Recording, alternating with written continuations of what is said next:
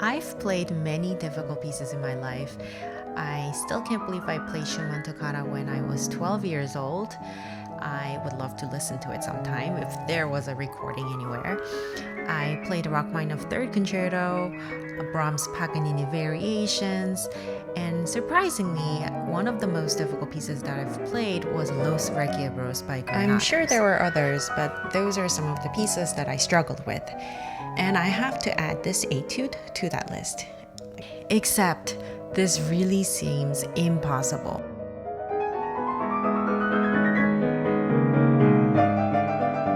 I've been working on it for about 2-3 months now, and this is where I am. I would love to play it about 10 to 15% faster, but to do that, it seems like I need an infinite amount of time and patience.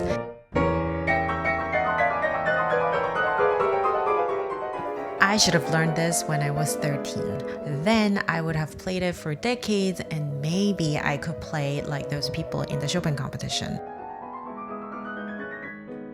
By the way, I would not watch Dang Tai-son or Pogorelich's recording of this on YouTube if you have heart problems. I gasped the first time I watched Dang Tai-son and stopped the video after like 2.5 seconds. I simply could not believe the speed and the clarity. I'm pretty sure he practiced years and years, probably most of his life. I would love to get tips from Mr. Pogorelich or Mr. Sun, but I kind of enjoy the process of coming up with my own solutions to problems too. That way, I feel like my fingers and my body are getting to know my mind better and vice versa. So here's an excerpt from my practicing session. If double thirds seem impossible to you, then this video may help you get started. The rest of it is just practicing over and over again.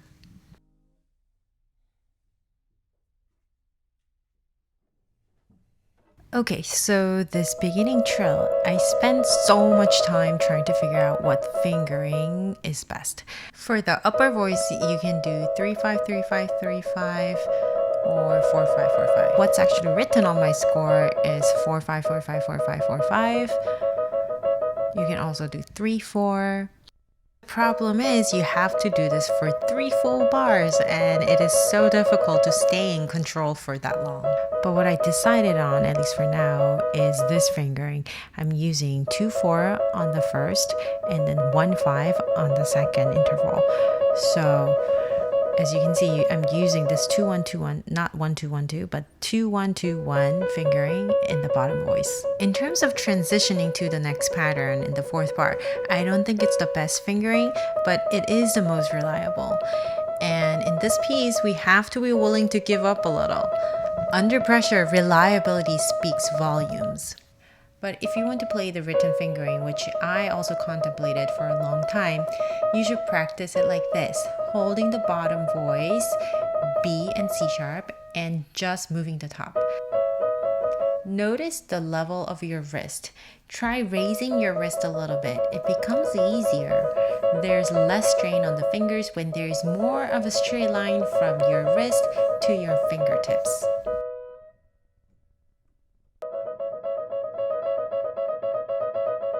It's especially difficult to control the fourth finger because there are 2 nerves that control it, which connect all the way to your shoulders. And the same thing with muscles. They are not just hand muscles in isolation, but they are kind of connected to your forearm. It is so easy to get tense when you're doing a repetition like this. So you constantly want to check with yourself to make sure your elbow is free and your forearm has minimal tension. There is no reason to force anything because tension only drags down fingers or lead to injury. So practice it slowly so that you can do this with really light fingers, light forearm, and free elbow.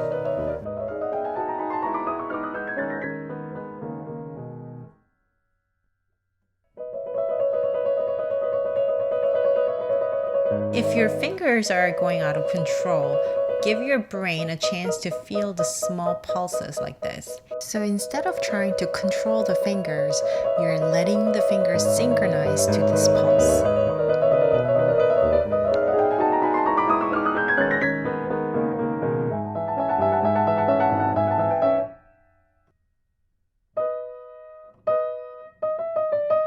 What comes after the double thirds trill is just as difficult. I use 4, 5, 4, 3, and I really have to keep my entire forearm higher than my knuckle, and I have to make sure that my thumb is also on its tiptoe and staying very, very light.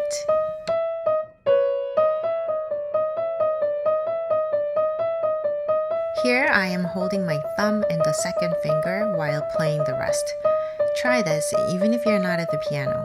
Hold the first and second fingers and try moving the others. You'll realize that when you move your fourth finger, other fingers come up against your will.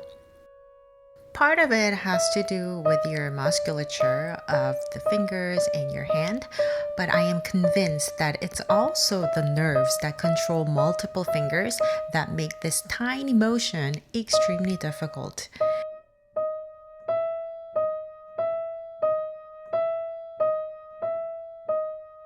When we think of independence of fingers, we often think of training our muscles, but I actually think in this piece with such small movements, the key lies in how successfully your fingers respond to your brain signals.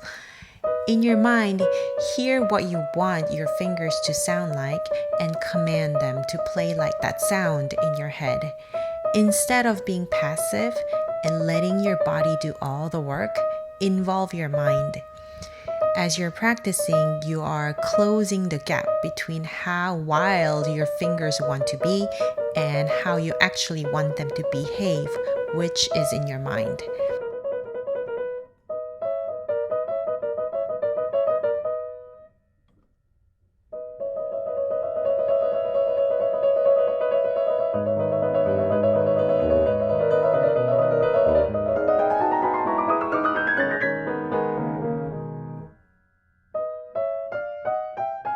For the ascending scale in double thirds, your goal is to keep the top line smooth and more or less connected. And I'm also thinking this laterally. My fingers go down to play the notes, but my entire forearm is moving to the right as I ascend. And it helps to practice the top line separately in the fingering that you will play. Then concentrate on this top line. Again, I emphasize you must keep your thumb and your second finger light. Think that they are just there to tag along.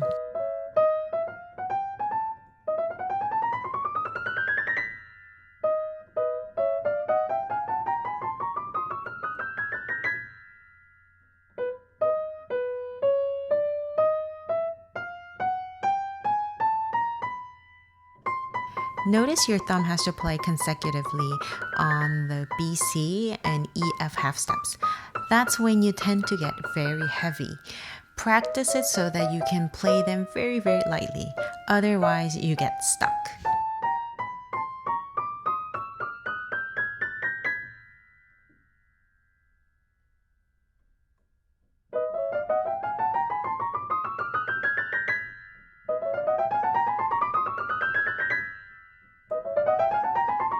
We haven't talked about the left hand yet.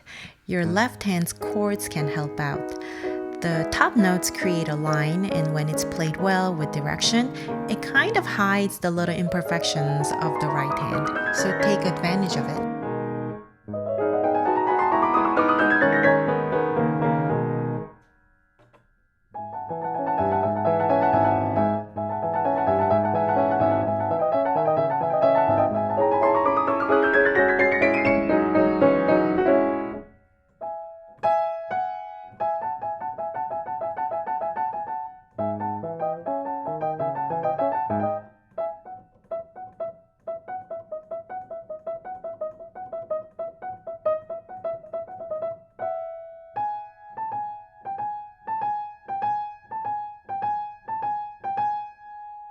Here's more of the similar exercises where I'm holding the bottom notes to train my top fingers. The whole point of this exercise is to do it without tension.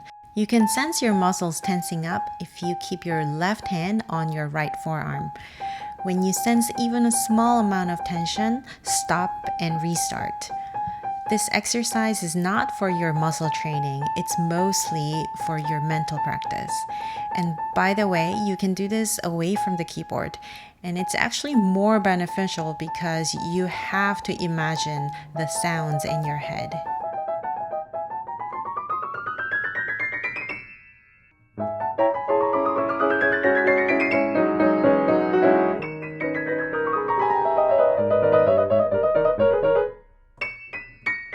And this descending thirds is a complete pain. It'll be impossible to connect the notes, even the top notes, in a line because of these shifts.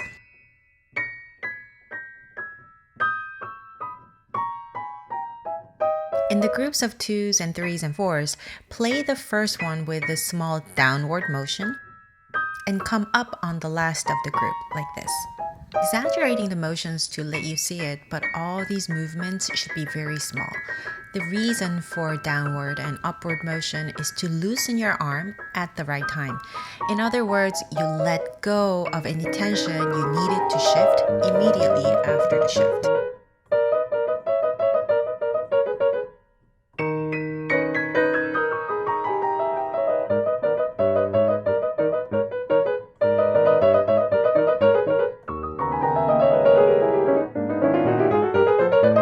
Same concept. The shifts have to be followed by an immediate release of tension. If you go down like this on the last of the group, then you need more to pick up in order to shift.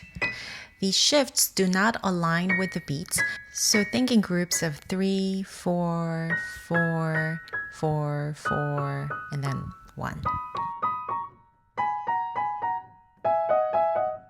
So you now know that not all double thirds give you the same challenge. There's the trill thirds, ascending thirds, and descending thirds. Recognize which one of these you're dealing with, and you'll want to practice all of them differently.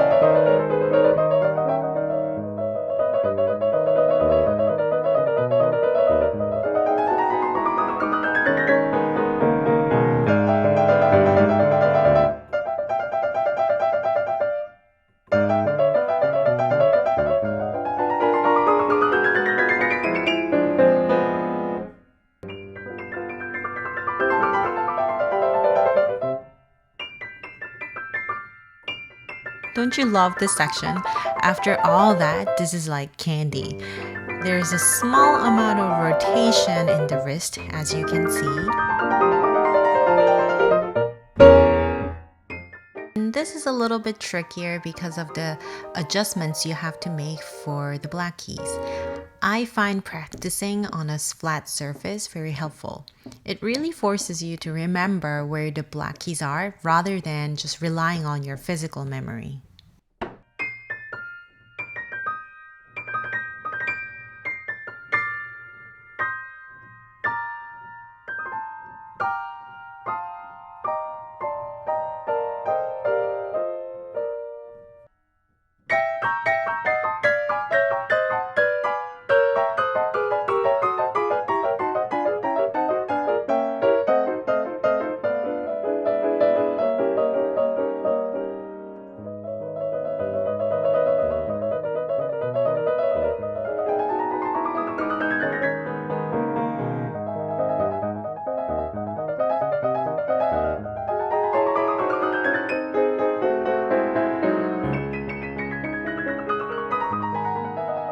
So I think I covered most of what I want to say. I talked a lot about lightness of your fingers and especially in your thumb, and keeping your arm in the ideal position to avoid any straining.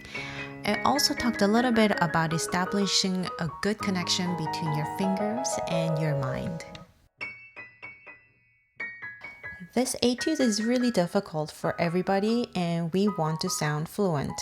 In order to do that, we need to train our fingers, of course, but training fingers does not happen just in the muscles of your hands and your arms.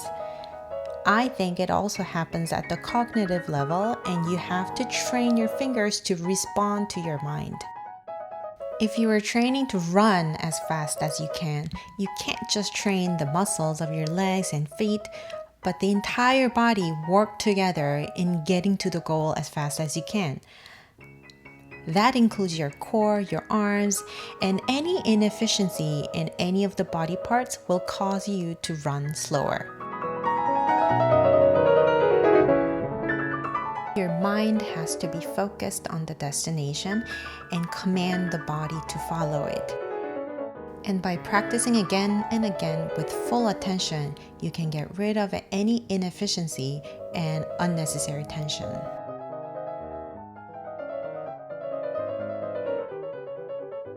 I still have lots of work to do on this etude for sure. But by tuning into my body, by being very attentive to the physical sensations and making adjustments, there is less and less gap between my body and my mind. It's definitely becoming less impossible for me.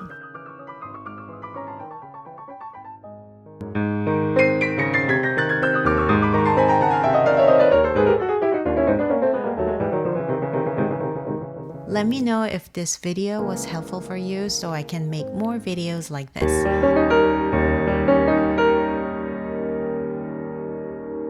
Thank you so much for watching.